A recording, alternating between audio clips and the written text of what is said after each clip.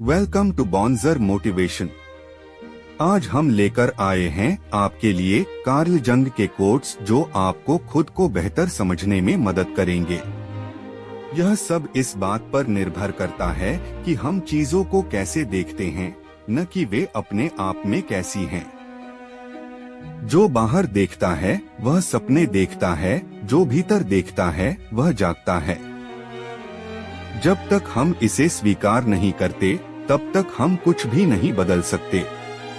निंदा मुक्ति नहीं देती बल्कि दमन करती है।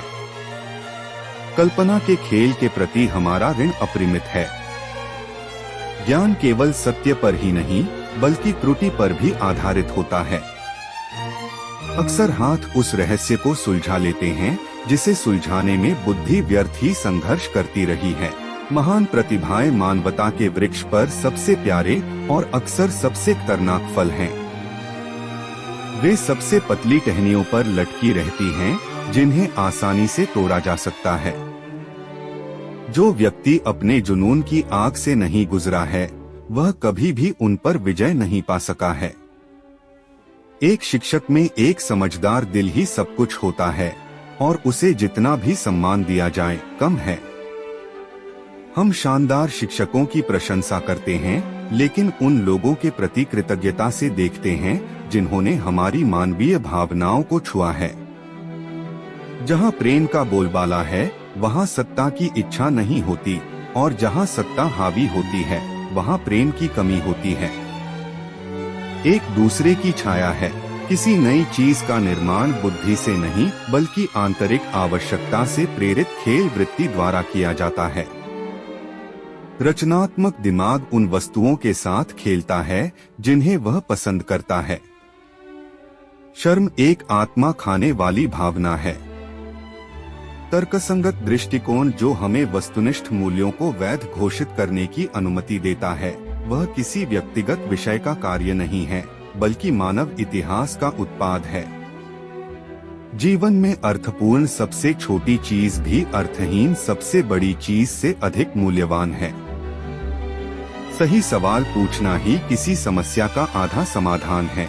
मेरे लिए सपने प्रकृति का हिस्सा हैं, जो धोखा देने का कोई इरादा नहीं रखते हैं, बल्कि जितना संभव हो सके उतना अच्छा कुछ व्यक्त करते हैं। निर्देशित सोच की क्षमता को मैं बुद्धि कहता हूँ। निष्क्रिय या अनिर्देशित सोच की क्षमता को मैं बौद्धिक अंतर्ज्ञान कहता हूँ। कभी कभी वास्तव में प्रतिभा और उसके मानवीय गुणों के बीच इतनी विसंगति होती है कि व्यक्ति को खुद से पूछना पड़ता है कि क्या थोड़ी कम प्रतिभा बेहतर नहीं हो सकती थी। मैं हमेशा इस तथ्य से प्रभावित रहा हूँ कि आश्चर्यजनक रूप से बड़ी संख्या में ऐसे लोग हैं जो अपने दिमाग का इस्तेमाल कभी नहीं करते हैं, अगर वे इससे बच सकते हैं। और उतनी ही संख्या में ऐसे लोग भी हैं जो अपने दिमाग का इस्तेमाल करते हैं, लेकिन आश्चर्यजनक रूप से मूर्खतापूर्ण तरीके से। दूसरों के बारे में जो कुछ भी हमें परेशान करता है, वह हमें खुद को बेहतर ढंग से समझने में मदद कर सकता है। रचनात्मक शक्तियाँ उतनी ही आसानी से विनाशकारी भी हो सकती हैं। यह पूरी तरह से नैतिक व्यक्तित्व पर निर्भर करता है, चाहे वे खुद को अच्छी चीजों में लगाएं या बुरी चीजों में। और अगर इसमें कमी है तो कोई भी शिक्षक इसकी पूर्ति नहीं कर सकता या इसकी जगह नहीं ले सकता। जो चीज हमें अपने लिए एक विकल्प बनाने के लिए मजबूर करती है, वह वस्तुओं की बाहरी कमी नहीं है, बल्कि खुद के बाहर किसी चीज को प्यार से शामिल करने की हमारी अक्षमता है।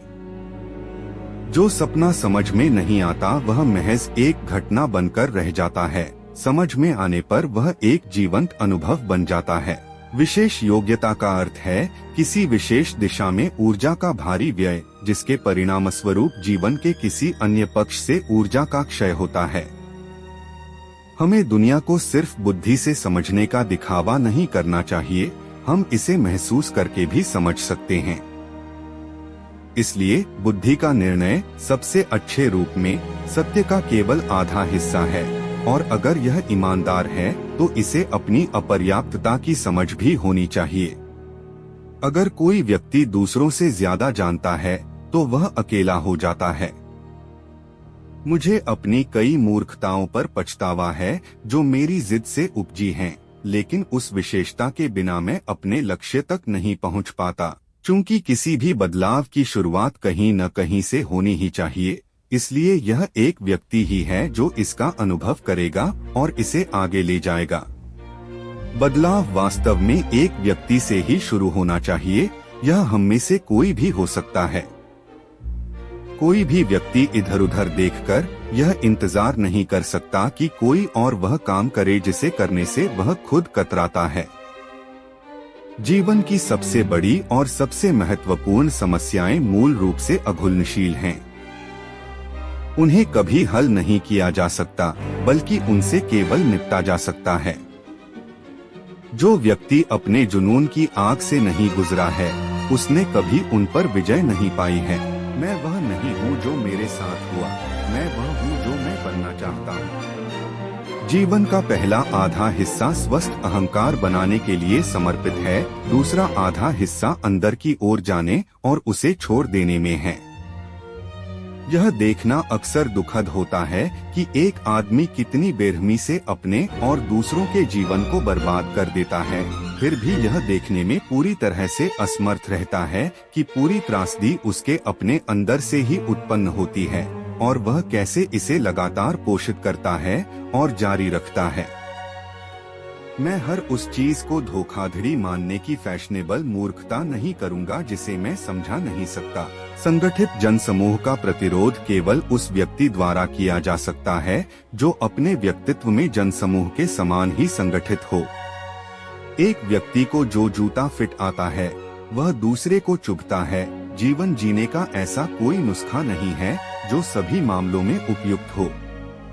स्वयं की स्वीकृति संपूर्ण नैतिक समस्या का सार है और जीवन के प्रति संपूर्ण दृष्टिकोण का सार है।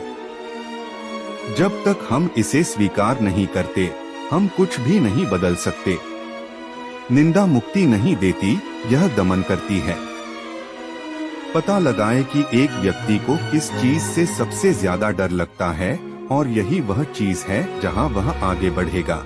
मन का पेंडुलम समझदारी और बकवास के बीच झूलता रहता है, सही और गलत के बीच नहीं। ऐसा कहा जाता है कि कोई भी पेड़ तब तक स्वर्ग तक नहीं बढ़ सकता जब तक उसकी जड़ें नरक तक न पहुंच जाएं। जहां बुद्धि का शासन होता है, वहां सोच और भावना के बीच कोई संघर्ष नहीं होता। मनुष्य को कठिनाइयों की आवश्यकता होती है, वे स्वास्थ्य के लिए आवश्यक हैं। जितने दिन होते हैं उतनी ही रातें होती हैं और साल के दौरान एक रात उतनी ही लंबी होती है जितनी दूसरी। एक खुशहाल जीवन भी अंधेरे के बिना नहीं हो सकता और खुशी शब्द अपना अर्थ खो देगा अगर यह उदासी से संतुलित न हो। कोई भी इतना नीचे नहीं गिर सकता जब तक कि उसमें बहुत गहराई न हो। अगर किसी व्यक्ति के साथ ऐसा हो सकता है तो यह दूसरी तरफ उसके सर्वश्रेष्ठ और उच्चतम को चुनौती देता है। कहने का तात्पर्य यह है कि यह गहराई एक संभावित ऊंचाई से मेल खाती है और सबसे गहरा अंधेरा एक छिपे हुए प्रकाश से मेल खाता है। सभी अराजकता में एक ब्रह्मांड है, सभी अव्यवस्था में एक गुप्त व्यवस्था है। कोई भी व्यक्ति जब तक वह जीवन की अराजक धाराओं के बीच घूमता रहता है, तब तक वह परेशानी से मुक्त नहीं रहता। गलतियां आखिरकार सत्य की नींव हैं, और यदि कोई व्यक्ति नहीं जानता कि कोई चीज क्या है, तो कम से कम यह उसके ज्ञान में वृद्धि है यदि वह जानता है कि वह क्या नहीं है। जहाँ तक हम समझ सकते हैं, मानव अस्तित्व का एकमात्र उद्देश्य मात्र अस्तित्व के अंधेरे में प्रकाश जलाना है। विश्वास, आशा, प्रेम और अंतर्दृष्टि मानव प्रयास की सर्वोच्च उपलब्धियां हैं। वे अनुभव द्वारा पाई जाती हैं। आपके दर्शन तभी स्पष्ट होंगे जब आप अपने हृदय में झांक सकेंगे। जो बाहर देखता है वह स्वप्न देखता है, जो भीतर देखता है वह जागता है। जब तक आप अचेतन को चेतन नहीं बनाते, वह आपके जीवन को निर्देशित करेगा और आप इसे भाग्य कहेंगे। अपने स्वयं के अंधकार को जानना अन्य लोगों के अंधकार से निपटने का सर्वोत्तम तरीका है। जीवन का सौभाग्य यह है कि आप वह बने जो आप वास्तव में हैं। दर्द के बिना चेतना प्राप्त नहीं होती। जिसका आप विरोध करते हैं वह न केवल कायम रहता है बल्कि उसका आकार भी बढ़ता है। कोई व्यक्ति प्रकाश की आकृतियों की कल्पना करके प्रबुद्ध नहीं होता बल्कि अंधकार को सचेतन बनाकर प्रबुद्ध होता है। जो जा रहा है उसे मत पकड़ो, अन्यथा तुम उससे नहीं मिल पाओगे जो आ रहा है। दूसरों के बारे में जो कुछ भी हमें परेशान करता है वह हमें स्वयं के बारे में समझ की ओर ले जा सकता है। दो व्यक्तित्वों का मिलन दो रासायनिक पदार्थों के संपर्क की तरह है।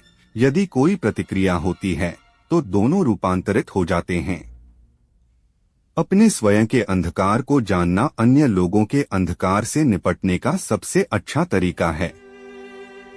अगर आप एक प्रतिभाशाली व्यक्ति हैं, तो इसका मतलब यह नहीं है कि आपने कुछ हासिल किया है।